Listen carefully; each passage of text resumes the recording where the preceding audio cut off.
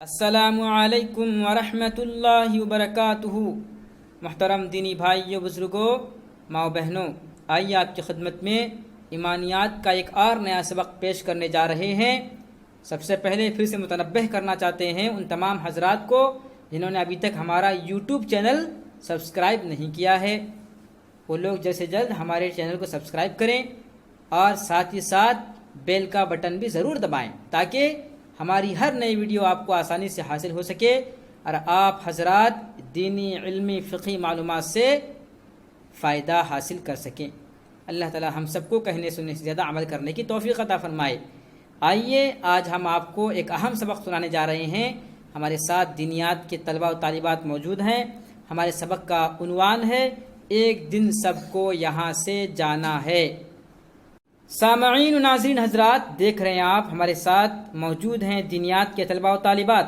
آج سنڈے کا دن ہے، یہاں پر چھٹی کا دن ہے، تو اس سے فائدہ اٹھاتے ہوئے ہمارے ساتھ دینیات کے بچے بیٹھے ہوئے ہیں۔ اللہ تعالیٰ ان کے جذبے کو قبول فرمائے اور ان سب کو عمل کرنے کی توفیق عطا فرمائے، آمین۔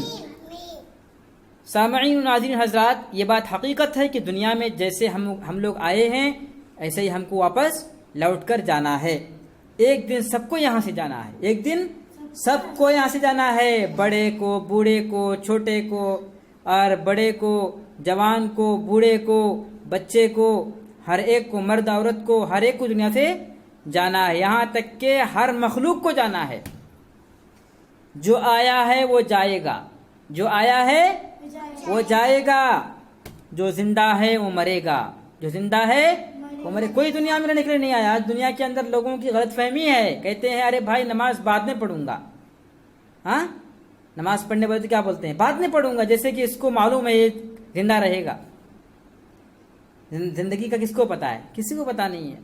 انسان بیٹھے بیٹھے مر جاتا ہے، چلتے چلتے مر جاتا ہے، سوتے سوتے مر جاتا ہے، کھاتے کھاتے مر جاتا ہے، کھیلتے کھیلتے مر جاتا ہے نا، پڑھتے پڑھتے مر جاتا ہے۔ تو انسان کی موت کا کسی کو وقت معلوم نہیں ہے، اس لیے یہ کہنا بیوقوفی کی بات ہے کہ ارے بھائی میں نماز بعد میں پڑھ لوں گا، بعد میں دیکھا جائے گا، بعد میں دیکھا جائے گا۔ یہ شیطان کی باتیں ہوتی ہیں۔ جو زندہ ہے وہ مرے گا، مسلم کو بھی مرنا ہے، کافر کو بھی مرنا ہے۔ ایسا نہیں ہے کہ مسلم مریں گے کافر نہیں مریں گے، یا کافر مریں گے مسلم نہیں مریں گے، ایسا نہیں، بلکہ مسلم کو بھی مرنا ہے، کافر کو بھی مرنا ہے۔ ہم دیکھ رہے ہیں لوگ دنیا کے اندر مسلمان بھی مر رہے ہیں اور جو مسلمان نہیں ہیں وہ بھی مر رہے ہیں۔ اس دنیا میں نہ کوئی ہمیشہ رہا ہے، اس دنیا میں کوئی ہمیشہ رہا ہے؟ اگر رہنا ہوتا تو نبی صلی اللہ علیہ وسلم رہتے، ان سے بڑھ کر دنیا میں کون سا اچھا انسان ہے نا؟ تو یہ بات سمجھنا چاہیے کہ جب نبی کو دنیا سے جانا ہے، چلے گئے، جانا تھا اور چلے گئے، تو ہم کون ہیں؟ ہم کس کھیت کی مولی ہیں؟ ہماری کیا اوقات ہے؟ ہماری اوقات تو مچھر کے پر کے برابر بھی نہیں ہے۔ اللہ چاہے تو ہمیں ایک سیکنڈ میں ہی ختم کر سکتے ہیں، مار سکتے ہیں۔ تو اس لیے ہم سب کو اللہ سے ڈرنا چاہیے۔ اس دنیا میں نہ کوئی ہمیشہ رہا ہے نہ کوئی ہمیشہ رہے گا، اس دنیا سے ایک دن جانا ہے۔ ہاں اللہ اور صرف اللہ ہمیشہ سے ہے اور ہمیشہ رہے گا۔ کون ہے؟ اللہ تعالی۔ کون ہے؟ ہمیشہ سے ہے، بولو ہمیشہ سے ہے، ہمیشہ سے ہے اور ہمیشہ رہے گا۔ کون ہے؟ بولو بچوں، کون ہے وہ؟ ہاں اللہ تعالی ہے۔ موت کے بعد انسان کو کہاں جانا ہے؟ قبر میں جانا ہے۔ غیر مسلم ہے تب بھی وہ مر گیا، جلا دیے، پانی میں بہا دیے، کاٹ کاٹ کے پھینک دیے، تب بھی اس کی قبر بنتی ہے، تب بھی اس کی قبر بن ہی جاتی ہے۔ اللہ تعالیٰ کو اس کی جسم کی ہڈیوں، اس کے جسم کے گوشت کو جمع کرنے میں دیر لگتی نہیں ہے۔ اللہ کا کن ہی فیکون ہے، اللہ کا کن ہی فیکون ہے۔ موت کے بعد قبر میں جانا ہے۔ قبر اچھوں کے لیے اچھا ٹھکانہ ہے، جو اچھے لوگ ہیں ان کے لیے اچھا ٹھکانہ ہے۔ کیا بولتے ہیں قبر؟ تیرا آنا مبارک ہو، تو بڑا اچھا کام کیا جو تو میرے پاس آیا۔ دنیا میں جتنے لوگ میری پیٹھ پر چلتے تھے ان سب میں میں تجھ سے زیادہ محبت کرتی تھی، اور کیوں کرتی تھی؟